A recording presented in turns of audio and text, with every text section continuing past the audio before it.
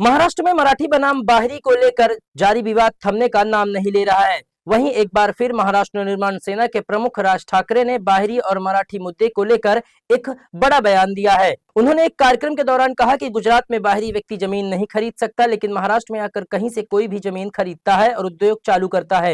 राज ठाकरे ने लोगों से अपील करते हुए कहा कि अब आगे से अगर कोई जमीन खरीदने आए तो आप अपनी जमीन मत बेचना, बल्कि उनको बोलना कि हमें कंपनी में हिस्सेदारी दो और मराठी लोगों को काम पर रखो। राज ठाकरे ने कहा कि मुझे पता चला है कि महाराष्ट्र सरकार सरकारी खर्च पर गुजराती साहित्य सम्मेलन करवाने जा रही है। सरकार ने जानबूझकर ये किया है ताकि हम इस पर प्रतिक्रिया दें और सरकार को राजनीति करने का मौका मिल जाए।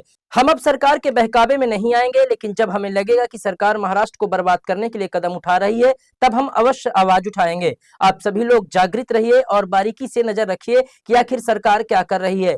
ठाकरे ने चुनौती देते हुए कहा कि अगर आप किसी को नए कानून के तहत किसी परियोजना के खिलाफ बोलने पर अर्बन नक्सल कहने वाले हैं तो उसे गिरफ्तार करके दिखाइए। उन्होंने कहा कि किसी मराठी व्यक्ति की कब्र पर उद्योग नहीं लगेगा। मनसे प्रमुख ने कहा कि हमारे ऊपर आरोप लगाते हैं कि हम हिंदी बनाम मराठी का मुद्दा उठाकर बाहरी लोगों को परेशान करते हैं, लेकिन गुजरात से 2 बार बिहारी लोगों को भगाया गया। राज ठाकरे ने कहा कि गुजरात में जिस व्यक्ति ने बिहारियों के खिलाफ आंदोलन किया, उन्हें राज्य से मारकर बाहर भगाया, उसे भारतीय जनता पार्टी ने अपनी दल में शामिल कर उसे विधायक बना दिया।